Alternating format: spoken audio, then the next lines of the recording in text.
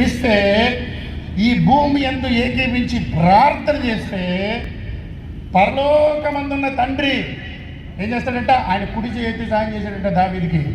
ఆయన కుడి చేతితో ఆయన శత్రువు నుండి రక్షించాడంట, ఆయన గుంతల నుండి రక్షించాడంట, ఆయన శ్రమల నుండి తప్పించాడంట, ఆయన శిక్షల నుండి తప్పించాడంట. ఈ దినము నిన్ను కూడా రక్షిస్తానికి స్పష్టంగా ఉన్నాడు. యేసు ప్రభువే చెప్తున్నాడు స్వయంగా ఈ మాటలో. మళ్ళీ చదువుదాము. మరియు మీలో ఇద్దరు తాము వేడుకొనిన దేనిని గురించి అయిననో అది ఈరోజు ఉజ్జీవము ఏ విషయంలో కావాలి? ఎక్కడ కావాలి మీకు ఈరోజు ఉజ్జీవము? మీ బలహీనత నుంచి బయటికి రావడమా? జీవితంలో దేవుని చిత్తంలో ముందుకు నడవడమా? దేవుని చిత్తంలో మీ వివాహ జీవితం జరగడమా? దేవుని చిత్తంలో మీ కుటుంబము నిర్ణయింపబడటమా? స్వస్థత పడడమా? కనికరం సంపాదించుకోవడమా? విడుదల సంపాదించుకోవడమా?